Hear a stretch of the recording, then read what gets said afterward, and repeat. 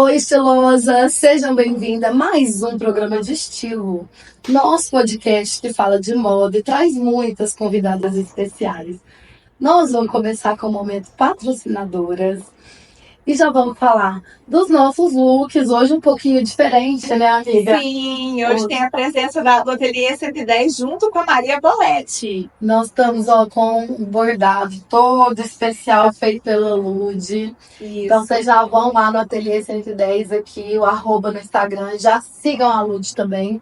Isso. A Maria Boletti, que para vocês ver o look completo, vocês vão ter que ir lá no Instagram ver o nosso pod look da semana. Perfeito, pode look essa semana, completinho, né? E eu já vou dar spoiler, a Jéssica tá com uma saia plissada maravilhosa, que é meu show bom. Maravilhosa mesmo essa saia. Temos também a Kathleen Honorato, nossa maquiadora, aquela que a gente ama, toda semana tá aqui com a gente juntinho.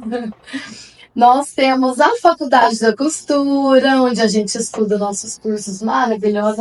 Daqui a já a Jéssica tá até produzindo os nossos looks, né? Pra Maria Boletti, pro ateliê, tá lá fazendo design de moda e eu tô curiosa. Adoro! E eu já vou pedir pra vocês se inscreverem no canal, para vocês ativarem o sininho das notificações, seguirem as nossas redes sociais, Pod Estilo e todos os nossos patrocinadores. Ajuda a gente aí, produtor de conteúdo. Agora a Jédina vai apresentar para vocês a nossa convidada especial. A convidada de hoje ela é mais que especial, gente. Inclusive, ela está no momento patrocinadores também. Carol Juvelina, que nos deixa lindas. Minha lash designer e designer de sobrancelha perfeita também. Também, seja bem-vinda, viu, Carol? Além de parceira patrocinadora do Pod Estilo. Seja bem-vinda, Carol. É um prazer ter você conosco. É um prazer estar aqui com vocês, meninas. Um prazer estar com as meninas aqui também, as estilosas. Eu quero agradecer muito esse momento de poder estar participando com vocês, né, com o Pod Estilo, como patrocinadora, como entrevistada. É um orgulho imenso saber que a minha história na beleza começou há pouco tempo e já está rendendo tantos frutos lindos, tantas amizades maravilhosas. Eu estou muito feliz. E a gente ama as amigas da área da beleza porque a gente sabe a transformação que é. Então, cada acessório que a gente coloca, nossos brincos, cada cuidado que vocês têm com a gente ali, desde a maquiagem que a Kathleen coloca, o cílio, a sobrancelha, tudo que vocês fazem faz muita diferença para nossa autoestima, Sim, né? Reflete totalmente a autoestima da mulher. E tem o Ara também, nosso querido Ara, dos olhos essenciais. Inclusive, estamos sentindo um cheirinho maravilhoso aqui, gente. O ambiente Surreal. Surreal. Amei. A Carla tá encantada. Ela queria saber qual era, né, o lemongrass, que é o capim limão. Maravilhoso esse cheirinho, né? No meu espaço eu uso muito, lá eu uso de lavanda, para poder acalmar. Perfeito. Tem no kitzinho dos mais vendidos, ó, tem o lavanda, limão e peppermint, Perfeito. São maravilhosos, amo todos. Sim. Agora, Carol, a gente quer saber um pouquinho dessa história. Conta pra gente essa história, Carol. Minha história começou em março, por incrível que pareça, né? Então foi Nasci esses dias, foi de novo. Março de 90, nasce essa linda e bela mulher. Brincadeiras. Mas eu falo que a gente não nasce mulher, a gente se torna mulher. É diferente. Porque até na minha história, quando eu já comentei com vocês, eu vim de uma família, de uma cultura de família muito masculina, no sentido de só tenho irmãos, primos na faixa de idade são homens, as minhas primas são uma diferença de idade um pouco maior. Então o contato mais próximo ali sempre foi em casa com homens, o que refletia no meu convívio social. Chegava na escola, tinha amizade com os homens. Uma ou outra amiga, mas a maioria, assim, eu gostava de estar entre os se identificava. Sim, era o mais comum pra mim. Então, por isso que eu falo que a gente, às vezes, não se nasce mulher. Eu não nasci aquela menina que queria o esmalte, que queria a maquiagem. Muito. Eu até brincava de boneca, mas eu preferia ali brincar com os carrinhos, de bola, na rua, correr, bicicleta. Era mais moleque. Eu era bem moleque.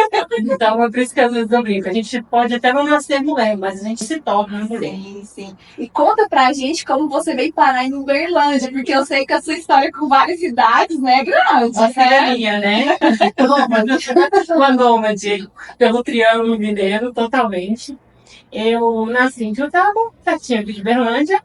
Mas meus pais já moravam em Centralina, então foi aquela coisa, nasci lá, mas nunca morei, né?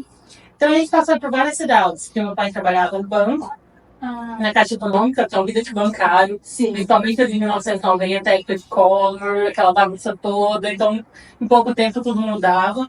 Então sempre tivemos essa vida mais nômade. Ele sempre procurando melhorar ali dentro do banco, tendo as oportunidades que faziam com que a gente mudasse. Então aqui no Triângulo Mineiro a gente passou por várias cidades. Eu vou citar só algumas porque são muitas. A gente passou aqui por Uberlândia, que foi a segunda. Aí saindo de Uberlândia, Patos de Minas, Iturão, Marcha Alegre, Santa Vitória. Aí com 15 anos fui pra Itutaba. Que legal. E aí por assim a gente foi, voltamos pra algumas. Sempre com a família. Sempre com a família. Da família. Exatamente, sempre a família. Até que eu às vezes comento que eu tenho muito esse sentimento de família, pai, mãe e irmãos. Às vezes os outros familiares ficam meio assim quando eu comento isso. Mas é porque a gente foi muito só a gente. A gente não teve muito esse convívio próximo com os familiares frequente. Tinha em festas, tinha em reuniões de famílias, mas aquele convívio diário era sempre mais simples, num lugar novo, então assim. Então sempre tive essa coisa de família muito próximo, pai, mãe e irmãos. Então acho que isso também fazia com que refletisse nessa questão de eu estar sempre próximo dos homens. Porque a única referência feminina constante que eu tinha era a minha mãe.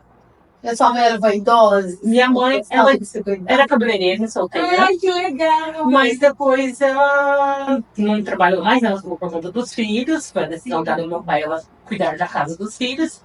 E ela não era uma mulher assim tão vaidosa de maquiar, ela não gostou muito de maquiagem. Ela não ia dela, até hoje é um basiquinho de nudezinhos e tudo mais. Então, brincos nunca foi uma coisa que era muito forte dela. Então, não me trazia esse lugar, essa referência feminina. Me trazia referência de ninguém em força, e muitas outras coisas. Mas não nessa parte de, que a gente brinca, né, do simplificar. Não tinha isso em casa. Então, princesinha. Então, eu brinco que eu nunca fui a princesinha da Disney. Quando eu aqueles desenhos, eu falo, não, não quero esse. Vamos ver como não. Você sabe que a minha mãe era assim também? Eu acho que por isso que eu fazia minhas filhas de boneca. Eu fiz elas de princesinha da Disney. Então. Romantizei as gatas. Mas a minha mãe gostava de comprar penteado. Ele não tinha outra escola, que a professora já ficava na porta esperando qual que eu penteava todo dia. Nem existia o cabelo maluco, eu sei que eu tava toda penteada na escola com 7 anos. Falando em escola, cara, eu sei que você é estudiosa hoje, inclusive nós nos conhecemos em um curso, né, amiga? Então, assim, eu sei que você é bem estudiosa. Você sempre foi estudiosa? Sempre. Só que eu sempre fui aquela estudiosa que tem facilidade. Eu não precisava ficar sentada estudando. Ia pra escola, prestava atenção, conversava muito, porque eu sempre gostei. Mas eu nunca fui aquela pessoa de precisar de festa de operação, de precisar... Nossa, tem prova amanhã, o que é que eu vou fazer? Eu sempre tive essa facilidade do aprender. E eu acho que por eu ter essa facilidade, eu sempre ajudava os colegas em sala. E é aquela máxima. Você aprende mais quando você ensina do que quando você estuda. Então acho que isso ajudava mais ainda eu reforçar aqueles conteúdos. Memorizar. Então sempre tive essa facilidade. Só que em casa sempre teve esse sentido do estudo muito forte. Eu lembro muito de disco de vinil. A galera não vai lembrar muita gente de quem é disco de vinil. Nós tínhamos disco de vinil de historinhas pra dormir.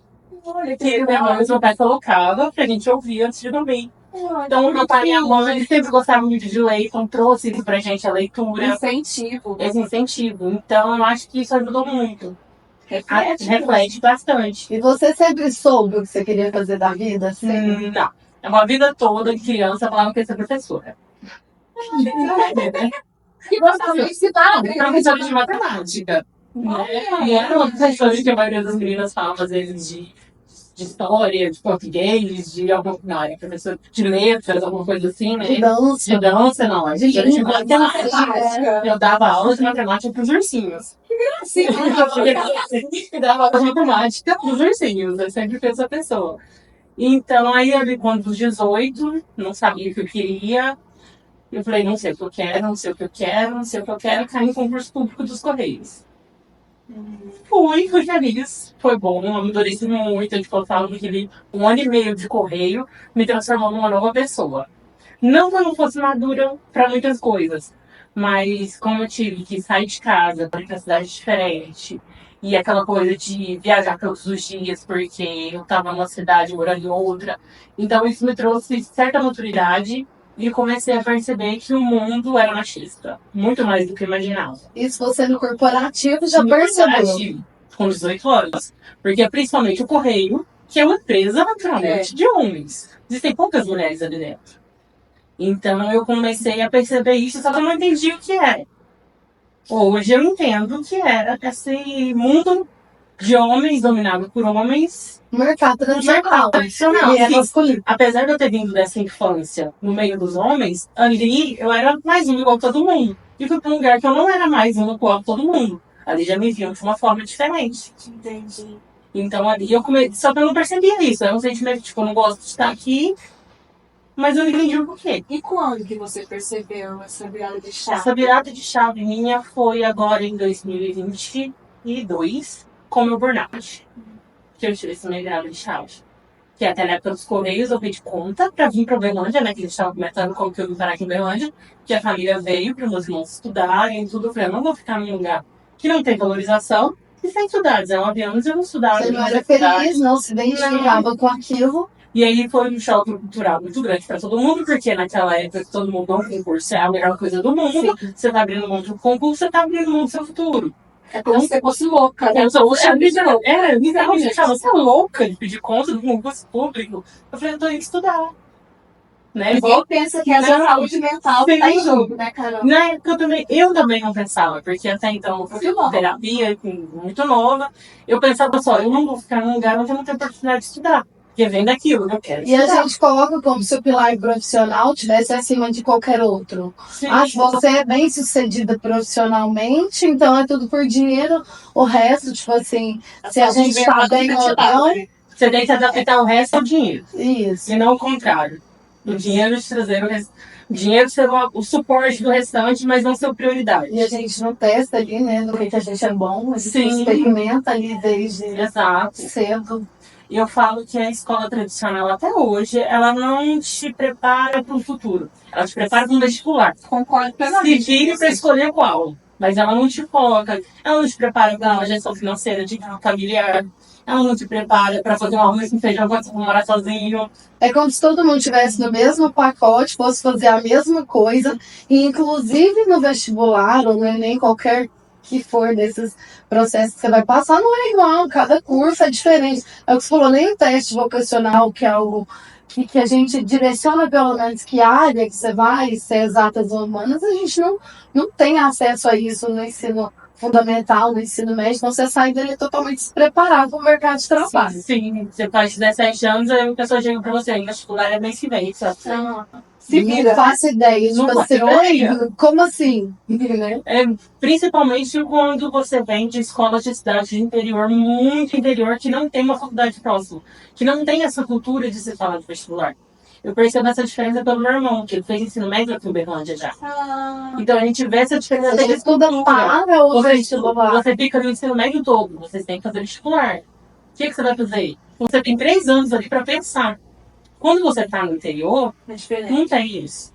Porque você não tem ali uma faculdade. Muitas dessas cidades de interior, principalmente aqui da nossa região do Triângulo, elas não têm nem uma particular e de uma administração que é o mais comum. Então você não vem com essa cultura sendo criada em você. E mesmo nesses programas que você presta, as provas vão te mandar para outros lugares, não é para ali da família, então já tem toda essa questão. Então aí vem eu nesse caminho, né, de chegar em Uberlândia e decidi que eu queria medicina, porque eu sempre fui apaixonada por essa parte de cuidar. Por isso você é uma anatomia, né? Eu amo anatomia. Então eu coloquei na minha cabeça que eu ia ser neurocirurgiã. Olha, era Eu uma ia ser neurocirurgiã. E o Exanátomo tá aí pra deixar a gente louca por certas profissões, né? E aí que eu iria ser neurocirurgiã, eu fiquei 1 ano fazendo cursinho, praticamente. Vi que eu não tinha base de estudo para aquilo, para um vestibular de medicina. Que é concorrido, é difícil. E eu não tinha uma base ali para aquilo. Eu falei, tá, eu vou me privar de várias coisas estudando para medicina. E é isso mesmo que eu quero, ou eu fui perdendo tempo? Eu falei, primeiro momento de virada de chave, eu preciso ver o que eu vou fazer na minha vida. Porque se eu ficar aqui 5 anos estudando para medicina, o primeiro mês eu ir para lá e falar, não é isso. Eu falei, tá, o que um neurocirurgião realmente faz? Descobri que eu não poderia ser neurocirurgião. Porque eu tenho hipotireoidismo? Eu tenho. Como que eu vou operar a cabeça de alguém? Não faz sentido. Então eu falei, então, aborda essa missão, porque se for para ser uma médica de outra especialidade, eu não quero. Então aborda essa missão. Nisso surge o primeiro SISU, né? Que é o sistema de entrada pelo Enem, que foi o primeiro que surgiu. E na UFO abre vagas para a área de exatas. Que é uma área meio procurada, que é uma área que eu já vinha desde criança falando matemática, que é uma área que eu tinha facilidade. Falei, eu tô com uma nota muito boa no Enem. Não é boa para medicina, mas é boa para outras coisas. Por que não? Já tô meio perdida mesmo, fiz bem a Alice. Qualquer caminho segue.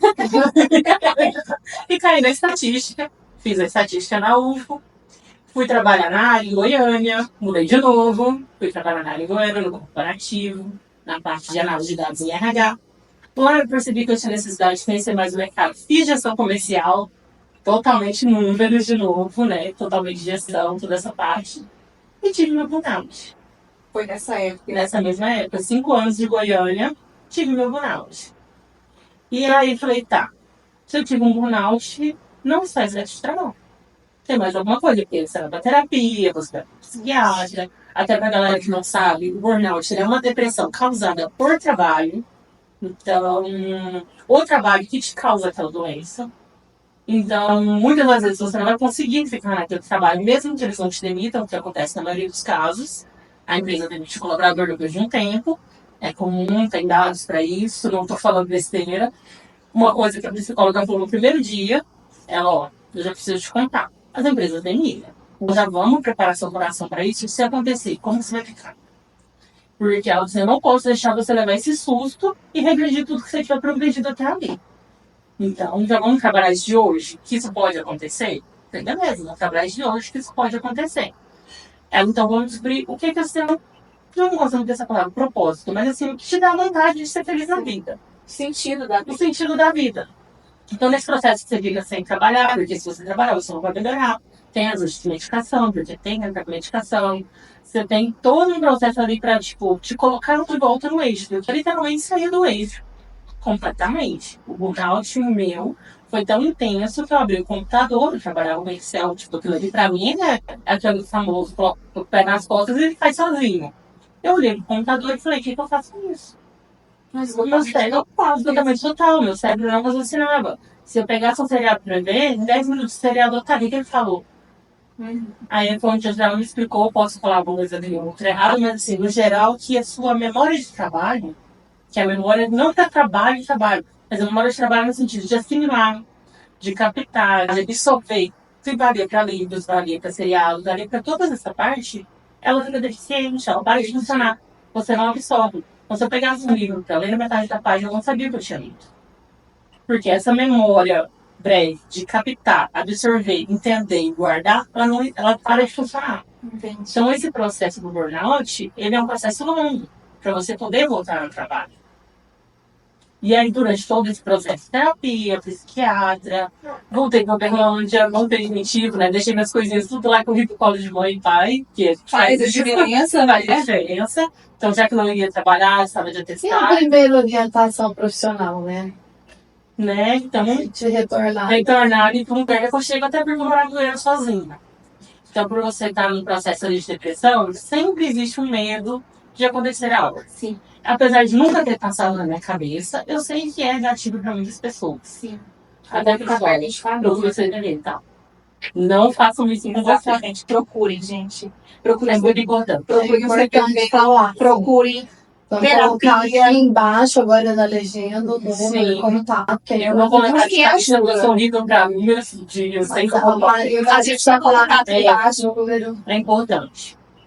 E eu tenho emoção de falar disso porque você vai vendo muitas histórias. Sim, são muitas E histórias. ninguém tá sozinho. Ninguém tá sozinho. Não tá sozinho. Então, Busquem ajuda. apesar de eu não ter passado por esse momento, eu sei que pessoas passam.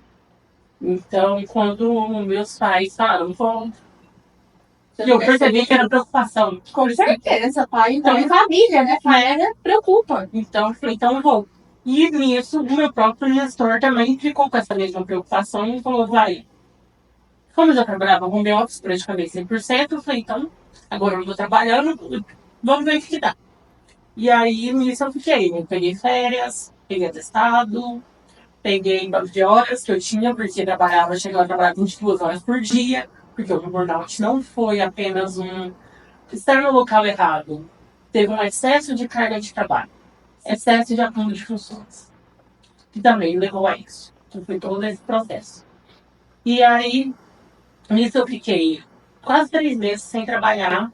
Voltei na médica em janeiro, foi mais pro final do ano. Viajei com meus pais, com a viagem que a gente já tinha programado, que eu ia trabalhar à noite em Santa Catarina, como um dos meus irmãos moram lá. Falei, então vou pra minha viagem, agora melhor ainda sem trabalhar, sem preocupação, vou só curtir. Aí aquele período de adaptação de remédio e tudo mais. E voltei. Janeiro, venceu tudo que eu dava pra eu fazer pra não trabalhar sem ir pra INSS, porque até então não existia lei que garantisse que o INSS nos pagasse. Graças a Deus, isso foi em janeiro de 2023, em março assinaram a lei que o INSS agora é obrigado a pagar. Nossa, isso pra mim foi tipo assim, falei, nossa, que ótimo, quem entrar agora nessa não precisa fazer que nem eu, que voltei a trabalhar em janeiro. Porque ou era isso, ou arriscar a não ter dinheiro pra pagar o DASA. Porque eu tinha um apartamento em Goiânia, eu tinha conta pra pagar, eu tinha muita coisa pra me manter, arriscando não ter esse dinheiro. Eu não tinha como falar assim, vou jogar tudo pro alto e vai dar certo. Não. Eu tinha que pensar pelos dois lados, da minha saúde e do financeiro. Porque ele é importante na vida da gente. Não adianta a gente falar, a gente não vive sem dinheiro. E aí eu voltei a trabalhar sem Quando eu falo, não existe almoço grátis. Não existe. Não tem como. E aí a psiquiatra não queria me deu atestado para 60 dias direto. Eu falei pra psicóloga, não dá. Meu chefe falou, você é louco se você fizer isso, porque o INSS não vai te pagar, não tem gente que te garante isso. E como é que a gente vai fazer? Então, juntou eu, a psicóloga e o meu gestor da época e combinamos que eu trabalharia enquanto eu desse conta. Se eu já der conta de trabalhar 1 hora, show, vou trabalhar 1 hora. Se eu já der conta de trabalhar até as 2, vou trabalhar até as 2. E aí ela pegou e colocou regras. A cada 30 minutos de trabalho, 15 de descanso. Sem olhar celular, sem mexer em nada. 15 minutos pra sua cabeça descansar. E se der pra onde você der. Tinha dias que 2 horas da tarde eu mandava mensagem pro gestor e falava, não consigo mais trabalhar hoje. Deitava e apagava como se eu tivesse corrido uma maratona de 100 quilômetros. Porque realmente dava exaustão mental. Então, foi todo esse processo até o meu corpo ir reabituando ao trabalho. Só que eu continuei com as terapias, continuei todo esse processo, né, pra ficar bem. No intuito era ficar bem. Até então era só ficar bem. E a psicóloga me forçando no sentido de você precisa se descobrir, você precisa se entender. Você não pode voltar para esse lugar que você estava. Porque senão o corpo vai voltar a ter força para trabalhar, você vai voltar a trabalhar igual você trabalhava e vai ter um surto. Então a gente não pode voltar para onde você estava. Tudo que você já tinha. Não adianta, né? Então aí. E você não estava resolvendo a causa? Não, ela estava sempre no meu pé em todas as sessões. Eu cheguei até a fazer 2 por semana. É importante falar da rede de apoio, de ter tanto um profissional quanto a família, porque minha filha passou por isso, e quando ela me ligou, eu estava fora. E quando ela falou, vem embora, eu não estou aguentando, eu não consigo trabalhar, eu não consigo administrar a minha casa, o casamento era muita informação. E ver as pessoas quando não têm uma rede de apoio. Então é importante a gente pedir, gente, que sejamos rede de apoio, que a gente acolha mulheres nessas situações, porque senão a gente não sai desse. Não está. E o fato do home office nessa questão foi muito importante, porque eu ficava assim em Relândia, aí eu falava com minha mãe, não, agora eu quero ir pra casa. E eu ia passar 2, 3 dias que eu tava lá, às vezes ela ia, ou então ela já ia comigo. Eu ficava lá resolver que eu tava pra cá. Então, nesse processo foi muito importante por isso, porque eu não fiquei sozinha. Isso Eu não passei por importante. sozinha. Sim. Muito importante mesmo. E eu não Que é o posso... que te deu essa segurança que você falou, sabe? Que muitas pessoas passam por situações mais delicadas e que o que te ajudou, eu acho que é justo isso, esse acolhimento, ter esse carinho, essa rede de apoio é o que faz diferença nesse momento. Sim. Apesar de eu ter também, além da família, tido um trabalho que me levou ao burnout, por um excesso de carga de trabalho, e quando aconteceu, eu fui acolhida. Sim. Apesar de ser uma empresa que, pra mim, na minha visão, é extremamente machista, mas no momento de doença eles te acolhem, independente se Isso você é mulher ou homem. Isso é importante. Então, Porque esse tem é um empresas ponto que acham que é mimimi, Exatamente. julgam o funcionário, não é assim. Exatamente. A minha própria terapia eu nunca paguei R$1. Aí, viu? Tinha poucos meses que a empresa tinha implantado no plano lá de terapias para os colaboradores que a empresa pagava 100%. Isso também eu acho essencial. Então, foi muito importante, porque não é um tratamento barato. Não é. terapia não é barato, medicação não é barato, Nem rápido, psiquiatra não né? é barato, não é rápido. Não é Você não vai fazer barato. você, ele tá sarado. E aí, depois desse episódio, você decidiu mudar de vida. A transição. A transição. Vamos chegar na área da transição. beleza. Eu comecei a perceber na terapia que o que me fazia feliz no trabalho que eu tinha, até como eu acumulava funções, era a parte que eu cuidava das pessoas. Não era a parte dos números, não era análise de dados, não era criar programas que você jogava os dados do colaborador que ele tinha feito tudo, falava se demitiu, ficava, isso não acabava comigo, porque a estatística pode ser usada para muita coisa, inclusive para isso. Então, isso acabava comigo. Eu gostava do cuidar. Tudo que colocavam pra mim, que era cuidar, porque eu dava muito treinamento, eu fazia toda aquela parte de recepção dos colaboradores novos que chegam na empresa, né, que eu falo nos onboard, gestores, gerentes, tipo, vinham de outros estados para eles conhecerem a cidade, conhecerem as pessoas, cuidar deles nesse período assim, de adaptação, isso me encantava.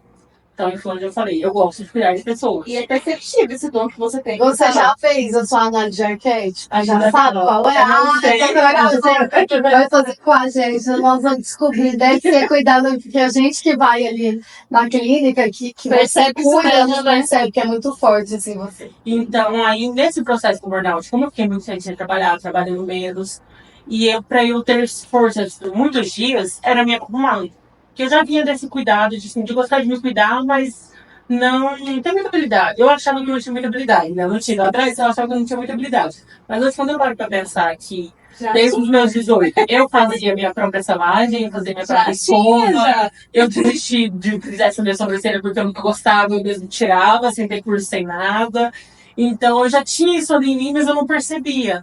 Eu deixava com que aquele externo Você me escolheu a dominasse. estética. Da onde que você falou, eu quero trabalhar com beleza? Quando eu percebi que eu gostava de cuidar das pessoas e o quanto a beleza e a estética tinha me resgatado nesse momento de dor, Na autoestima. na autoestima, e fui conversando com pessoas e fui tendo esse contato próximo com pessoas, de podcasts mesmo, de ler livros, de ir atrás do assunto, porque quando eu me interesso com o assunto, eu vou a fundo nele, assim, mesmo que eu não vou usar aquilo pra nada financeiramente falando, eu vou nele a fundo pra entender tudo. Eu comecei a perceber o quanto a beleza, a estética, esse cuidado era importante para resgatar a autoestima de mulheres abusadas, de mulheres que perderam a autoestima ali ao longo da vida, que foram deixando a vida se atropelar elas, de processos depressivos. Então, foi me dando esse... Propriamente pela falta de tempo, né? A gente Exato. funções da mulher Exatamente. correria, dá. Eu Se comecei deixa em segundo plano. A mulher faz muito isso, né? Pra Eu- cuidar dos outros, ela se deixa em segundo plano. eu percebi que antes do home office, antes da pandemia, home office, eu me cuidava. Eu me montava para o trabalho, punha salto, maquiava. E o home office eu ficava o dia todo de pijama. Entendi. O dia todo de pijama. Ah, tem reunião, eu me carne por cima do pijama. Porque na reunião... Muita gente fez No isso. máximo da cama, porque não aparece. A pandemia, Isso. só de camisa e calção. Exato.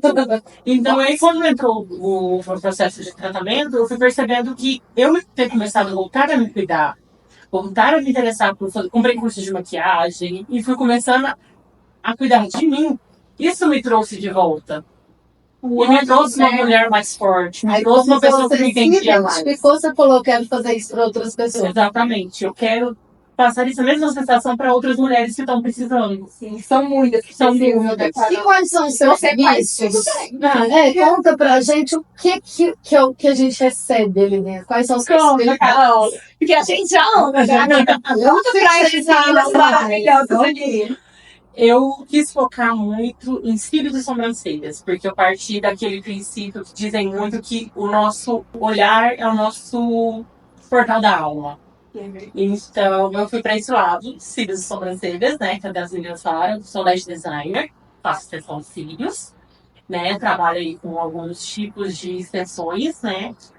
Trabalho com a parte de lash lift, que é o que a Mônica faz, né? A Mônica faz o super lash, natural. é super natural. Assim, né? Valoriza. Que é o A beleza. o lash lift. O lash lift vai modelar os seus cílios naturais. Ele não vai te trazer volume, ele não vai te trazer um comprimento além do que você já tem. Ele vai pegar o seu cílio natural, até vou fazer aqui para mostrar para vocês mais ou menos, que a maioria das pessoas tem um cílio muito retinho.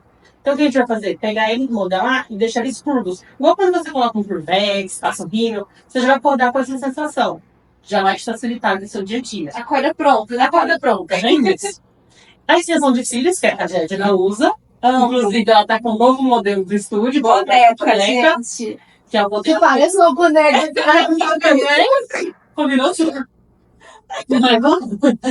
E o que é a extensão de cílios? Ela vai trazer volume, comprimento. A gente faz todo um visagismo, um mapeamento de visagismo. Aí ela veio me perguntando, né? A questão do Fox, do Sirena, pra quem entende de cílios sabe o que eu tô falando, que são aqueles mais gatinhos. Eu falei, seu olhar não combina. Seu olho é mais fechadinho, tem que colocar o de expressão. Incrível Então tem que olhar tudo isso.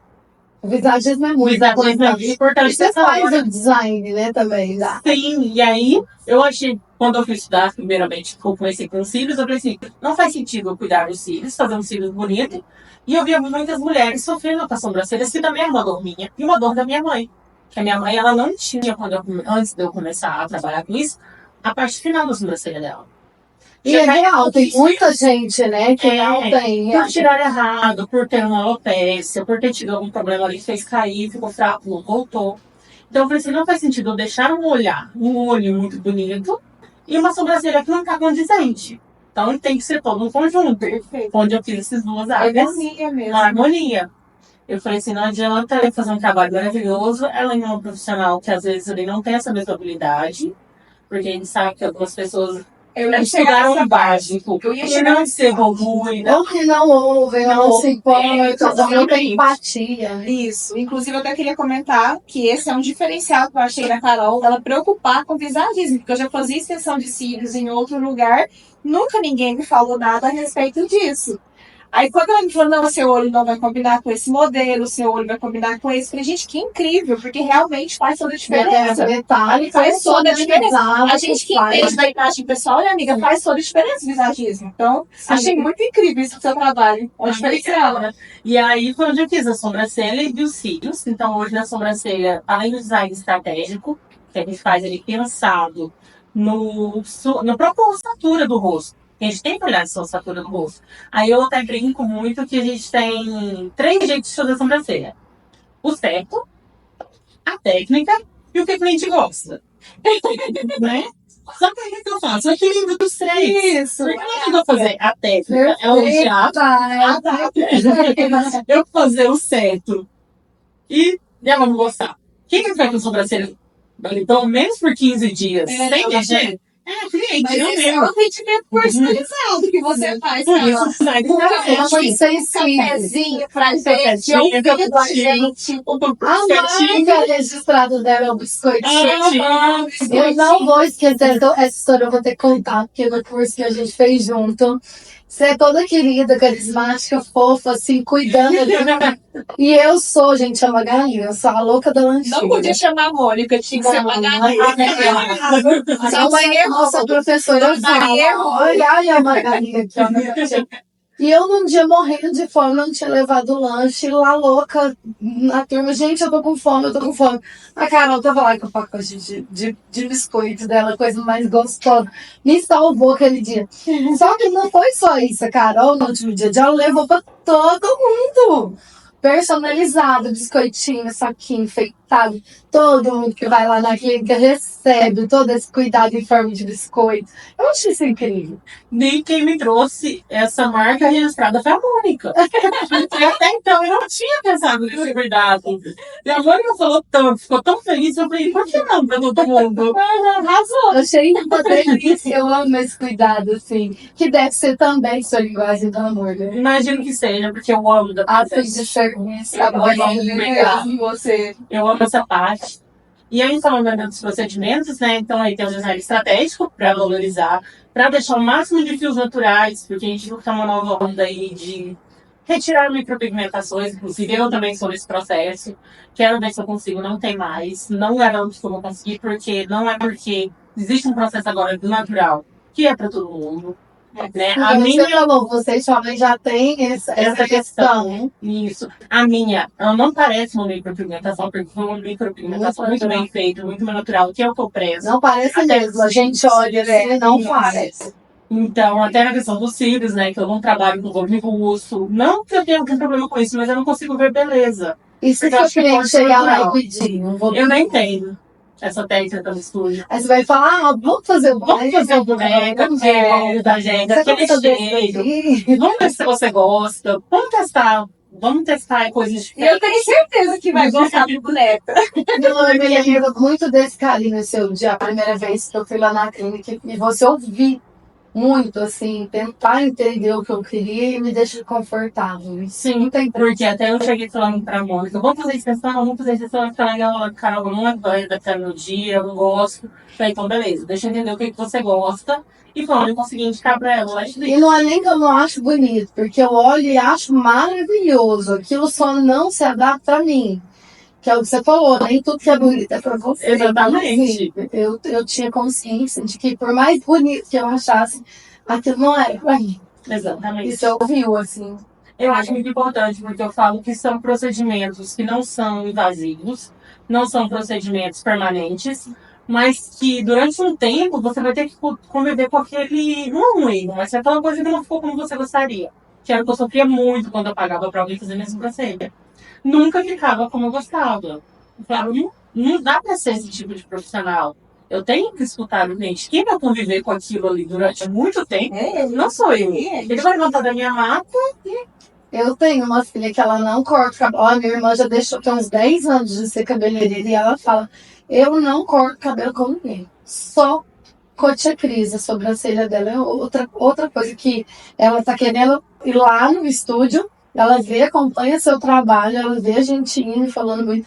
Mas sabe aquela insegurança que você tem que confiar no profissional? E ela fala, não, agora eu quero ir lá conhecer.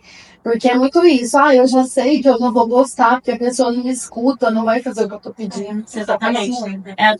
Acontece muitas vezes, eu falo, pessoal, já tá sobre. Ah, não, mas eu não largo a minha. Eu falo, tudo bem, porque eu super entendo a pessoa não querer largar a pessoa que ela já tá acostumada.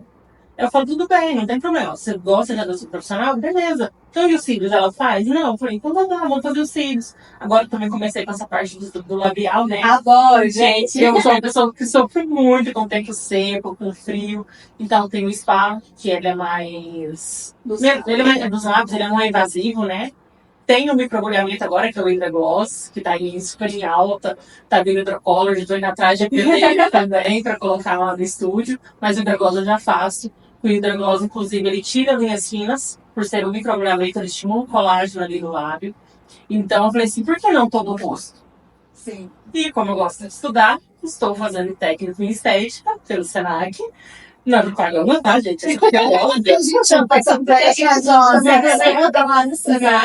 Então, eu tô fazendo estética lá porque eu tô querendo ver se eu incluo mais procedimentos do facial. E eu senti essa necessidade do curso técnico, não apenas os cursos livres que eu fiz, todos que eu fiz são maravilhosos. Estudei muito, até as meninas foram lá e viram a quantidade de certificado na parede. É uma parede toda, assim, Lá não são todos. complicado. Lá eu fiz um levante só de alguns, não são todos. Não estão todos lá. Então eu senti essa necessidade de aprofundar mais, né, nesse conhecimento aí da estética. Então eu tô fazendo técnico lá no Senac. Porque eu quero incluir novos procedimentos para cuidar mesmo de todo o rosto. Até às vezes as pessoas falam, massagem e tal. Eu falei, legal, amo massagem, amo receber. Mas eu quero cuidar do rosto. Porque eu falo que é aquela beleza que foi você levanta e você olha no espelho e fala, nossa, eu tô bonita. Vou pensar, bom dia pra mim, bom dia, amor na pé, né? Só de se olhar. Ah, e é tão bom, eu acho incrível, assim, ter como as pessoas se conhecem, tem habilidade, se descobre. E é falar que é para todo mundo, porque que nem a gente citou que nós fizemos curso pela prefeitura, a gente fez curso ali pelo Senac. Então, se você tá... da costura, em todos os lugares que a gente E a pessoa que tá insegura, que tá perdida, que tá em transição, que não sabe o que fazer. estuda, Gente, é coisa muito gostosa de estética, do feminino. Vem para esse retorno da nossa essência, da gente mesmo, buscar algo que traz esse sentimento, né? E se você quer testar se é pra você, faz o que eu fiz. O primeiro curso que eu fiz na área da beleza foi pela prefeitura. Aqui em Belo Horizonte nós temos essa vantagem. Tem muitos cursos bons pela prefeitura. Sim. Eu fiz, falei, é isso que eu quero, então agora eu vou procurar um mais complexo. Agora eu vou pegar o meu dinheiro e vou investir nisso. E eu tive esse pontapé inicial muito forte para entrar na estética também, de forma tão assim rápida, né? De 2022 para 23, 24, eu já estou aqui com o estúdio e tudo. Porque nesse processo veio a minha questão. o ano passado, em agosto. Não foi falado que era por causa do burnout, porque foi a terceira demissão em massa da empresa, na qual eu entrei. Pode realmente ter acontecido, porque realmente foi a terceira demissão em massa, eu entrei junto.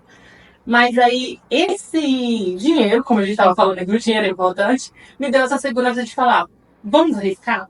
Vamos pegar esse dinheiro agora, que a gente fala que eu fiz Investir, que é o que você falou, a meia palavra, investir. Exatamente. Falei, Sim, vou investir. investir conhecimento, não falando no lugar de investir do financeiro, da clínica, investir em você, investir em algo novo, investir naquilo que te faz Testar se aquilo é um trabalho no momento. Se às vezes eu queria aquilo só por um hobby, ou se ia ser uma profissão. E Porque eu vejo muitas você, pessoas nesse lugar. pode falar assim para essas pessoas, para essas mulheres. Eu queria que você trouxesse essa mensagem para elas, desse lugar que você se descobriu, que você saiu do mercado corporativo, masculino, algo tradicional, e que desde pequeno pensava ali, ó, em exatas, na matemática, na medicina, e aí de repente você foi ver que o cuidado que você tinha nem era assim, sobre o experimentar, sobre o se permitir. Deixa uma mensagem para as meninas. Não desistam de vocês. Não importa quão difícil esteja sendo tudo, não desistam de vocês.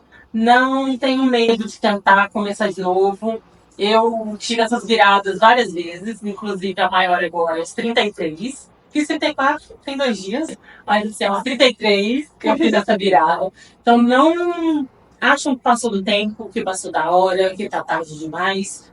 Não existe isso. Você pode descobrir ali a sua real vocação que te faz realmente feliz, não importa a idade. Se for aos 60, tá tudo bem. Se for aos 15, tá tudo bem. Igual hoje em dia tem muitas clientes com 12, 15. Eu fico muito orgulhosa delas já terem essa certeza do que elas querem, tão novinhas. Mas nada me impede de quando elas tiverem 25, elas terem mudar de novo. Então não tenham medo de mudar, não importa a sua idade. Façam com consciência, óbvio, né? Até porque é importante. Mas não desistam de vocês, não desistam dos seus sonhos, não desistam de estudar, não desistam de aprender. É extremamente importante você confiar em você. E se você não estiver conseguindo confiar em você sozinha, peça apoio, que seja de um familiar, que seja de um amigo. Se ele falar com você, vá para terapia, vá porque está precisando. Amigo não é terapeuta, pai não é terapeuta, mãe não é terapeuta. E a São vida coisas também diferentes. não, né? E a vida também vai. Isso é importante, é maravilhoso, mas não é terapia. Então, se precisar de terapia, vá para terapia. Se cuidem, assim. E vocês nunca estarão sozinhos. Nunca. Então acompanhe a gente aqui. Eu vou voltar a pedir para vocês se inscreverem, compartilharem essa entrevista linda, que foi gostosa, né? Comentem também, meninas, né? Podem fazer. Meninos e meninos, porque é meninos. masculino também. Não, eu no estúdio a gente foca muito em falar das mulheres, mas eu atendo homens também, tá? Não tem Já Então, beleza, é para todo mundo. É pra todo mundo. Não tem essa questão de só mulheres, não. E um canal aqui, a audiência nossa também é a maioria homem, acredito. Sim. Inclusive, a gente vê muitos homens fazendo sobrancelhas em barbearia com navalha. Não aconselho, meninos. Procurem a Carol. Profissional que estudou sobre sobrancelhas. Deixa o seu barbeiro, seu cabelo é Vamos saudável, exageros, né? Sim. Se inscrevam aqui no canal. Compartilhem essa entrevista com alguém. Eu não vou falar mais com as amigas. Curtam Com alguém que vai gostar que e você sabe. comentem. Isso. E até Compartilhem. semana que vem. Até, gente. Beijo.